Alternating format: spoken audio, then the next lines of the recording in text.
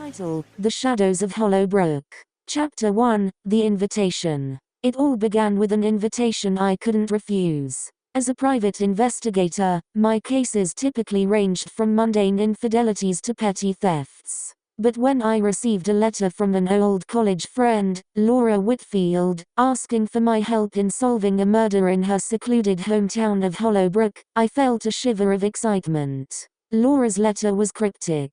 She hinted at something dark, something that had the entire town on edge. The victim was her younger brother, Mark Whitfield, a promising journalist who had recently returned home to work on a book about Hallowed Brook's hidden past. Laura was desperate. She trusted no one in the town, not even the local police. I packed my bags and drove up to Hallowed Brook, a small, picturesque town nestled in the heart of the Appalachian Mountains. The autumn leaves were a riot of colors, but there was an eerie stillness in the air as I approached. The town seemed untouched by time, with its Victorian houses and narrow, winding streets. I arrived at the Whitfield estate, a grand but weathered mansion that stood on a hill overlooking the town. Laura greeted me at the door, her eyes red-rimmed and haunted. She led me to the parlor, where we could talk in private. "Thank you for coming, Sarah," she said, her voice trembling. I didn't know who else to turn to.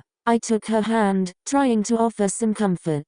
"Tell me everything, Laura. Start from the beginning." Laura took a deep breath and began to recount the events that had led to her brother's death.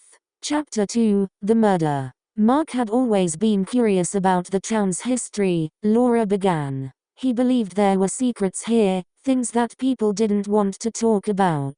When he came back to Hallowed Brook, he started digging into old archives, talking to the elderly, asking questions. "Did he find anything?" I asked, leaning forward. Laura nodded. "He found something, but he wouldn't tell me what it was. He said it was too dangerous. Then, 3 nights ago, I found him in his study, dead. The police ruled it a burglary gone wrong, but I know that's not true. Nothing was stolen, and the way he was killed, it was personal." "How was he killed?" I asked gently. "He was stabbed," Laura said, her voice barely a whisper. "Multiple times. It was brutal." I felt a chill run down my spine. "Did Mark have any enemies? Anyone who might want to harm him?" "Not that I know of," Laura replied. "But he was making people nervous with his questions. The town's history isn't as clean as it seems." "I'll need to see his study," I said. "Maybe he left some clues about what he found." Laura led me upstairs to Mark's study. It was a small room, cluttered with papers, books, and old photographs. The air was thick with dust and the lingering scent of Mark's cologne. I started going through his papers, looking for anything that might hint at his discoveries. In the bottom drawer of his desk, I found a notebook. It was filled with Mark's meticulous handwriting, detailing his research. He had been investigating a series of disappearances that had occurred in Hallowed Brook over the past century. There were notes about old families, business deals, and a mysterious figure referred to only as the Watcher. "Do you know who the Watcher is?" I asked Laura. She shook her head. "No, but it sounds like someone important. Someone who wanted to keep secrets buried." I took the notebook with me, promising Laura I would do everything in my power to find her brother's killer. As I left the Whitfield estate, I couldn't shake the feeling that I was being watched. Chapter 3: The Investigation Begins. The next morning, I decided to visit the local police station. Chief Marlowe was a burly man with a gruff demeanor and piercing blue eyes. He seemed annoyed by my presence but allowed me to review the case files. "I don't know what you think you're going to find," he said. "We already did a thorough investigation. It was a burglary gone wrong. Nothing was stolen," I pointed out. "Doesn't that strike you as odd?" Marlowe shrugged. "Sometimes burglars panic. They don't always take things." I could see I wasn't going to get much help from him. I left the station and headed to the local library, hoping to find more information about the disappearances Mark had been investigating. The librarian, Mrs. Parker, was a sweet elderly woman who seemed eager to help. "Hallowed Brook has a long and colorful history," she said, leading me to the archives. But there are some parts people don't like to talk about. Like the disappearances, I asked. Mrs. Parker nodded solemnly. Yes. There were several over the years, mostly young men and women. The cases were never solved. I spent the next few hours combing through old newspapers and town records. The disappearances followed a pattern, occurring every 10 years or so. The victims were all in their 20s, and all had some connection to the Whitfield family. I was deep in thought when I heard a voice behind me. "You're not from around here, are you?" I turned to see a man about my age, with dark hair and an intense gaze. "No, I'm here investigating Mark Whitfield's murder. My name is Sarah Blake." He extended his hand. "I'm Jack Thompson, a reporter for the local paper. I've been following Mark's work. It's tragic what happened to him. Do you know anything about the Watcher?" I asked. Jack's expression grew serious. "That's a name I haven't heard in a long time. It's a local legend, a figure who supposedly watches over the town and its secrets. Some say it's just a ghost story, but others believe the Watcher is real." "Do you think Mark found out who the Watcher is?" I asked. "It's possible," Jack said. "He was getting close to something big. I think someone wanted to silence him." "Do you have any leads?" I asked. Jack hesitated. "There are a few people in town who might know more. But be careful, Sarah. Not everyone wants the truth to come out." I thanked Jack and left the library, my mind racing with possibilities. The more I learned, the more I realized just how dangerous this investigation could be. Chapter 4: The Old Families. Hallowed Brook was a town steeped in tradition, and its oldest families held the most power. The Whitfields were among them, but there were others: the Kendalls, the Baileys, and the Archers. These families had intermarried and traded secrets for generations. If there was a dark history to uncover, they would be at the center of it. I decided to start with the Kendalls. Henry Kendall was the patriarch, a man in his late 70s who had seen the town through many changes. His mansion was even more imposing than the Whitfields', a testament to the old wealth that still held sway in Hallowed Brook.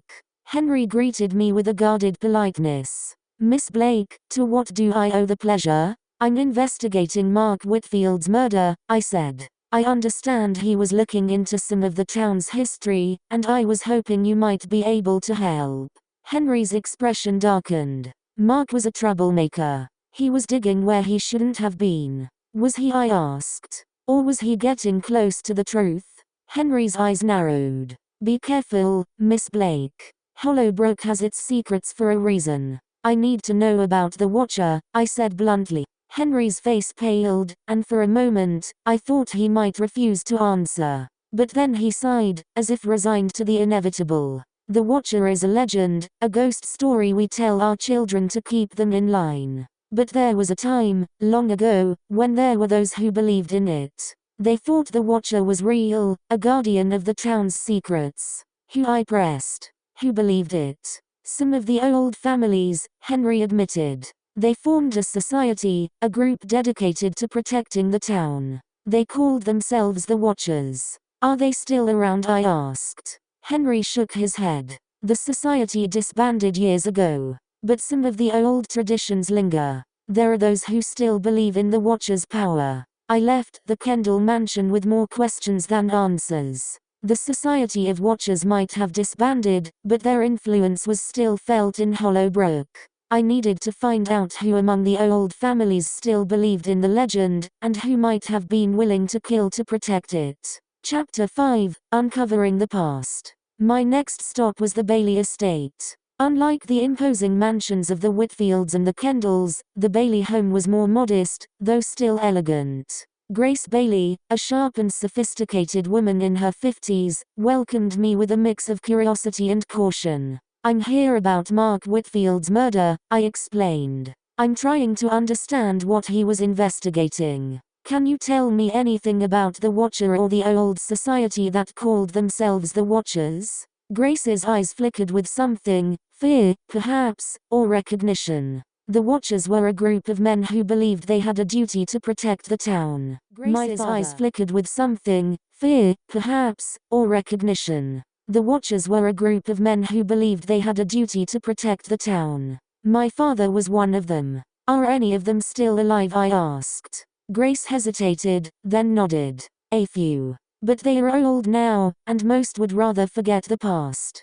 Did Mark ever talk to you about his research? I pressed. He did, Grace admitted. He came to me a few weeks before he died. He was looking for information about the society. I told him what I knew, but it wasn't much. My father didn't speak of it often. But Mark seemed determined. He said he had found something that could change everything. What was it? I asked. Grace shook her head. He didn't say. But he was excited, and worried. I told him to be careful. Some people in this town don't want the past to come to light. As I left the Bailey estate, I felt the weight of the town's history pressing down on me. The Watchers might have disbanded, but their legacy remained. Someone had killed Mark to keep the past buried, and I was determined to find out who. Chapter 6, The Hidden Journal. Returning to the Whitfield estate, I decided to go through Mark's study once more. There had to be something I had missed, some clue that would point me in the right direction.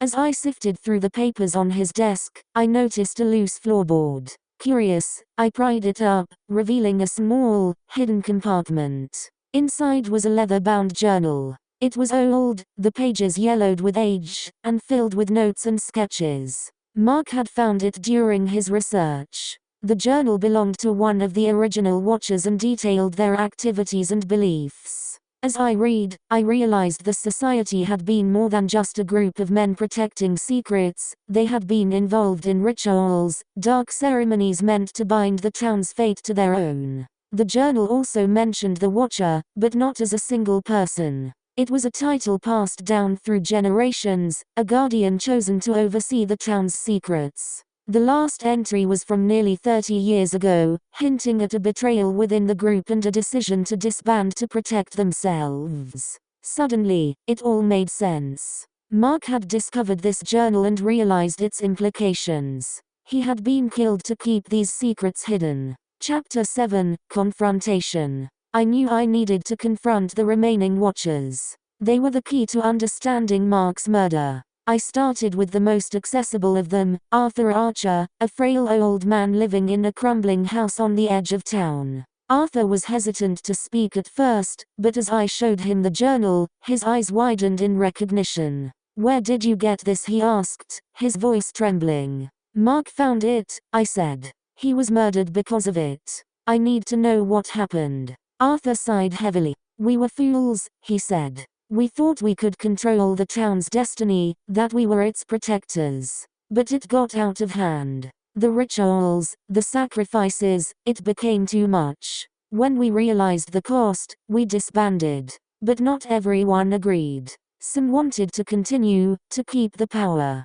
"Who?" I asked. "Who wanted to continue?" Arthur looked away, guilt etched into his features. "Henry Kendall. He believed in the old ways more than any of us. And he wasn't alone. There were others." I felt a cold rage build inside me. Henry had lied to me, had tried to protect himself by hiding behind the town's traditions. It was time to confront him. Chapter 8, The Final Confrontation. I returned to the Kendall mansion, this time with a purpose. Henry greeted me with the same guarded politeness, but his eyes narrowed as he saw the determination on my face. "We need to talk," I said, not waiting for an invitation as I pushed past him into the study. "Miss Blake, I don't appreciate unannounced visits," he began, but I cut him off. "Enough with the lies, Henry," I said, holding up the journal. "I know about the Watchers, about the rituals. I know you wanted to continue them."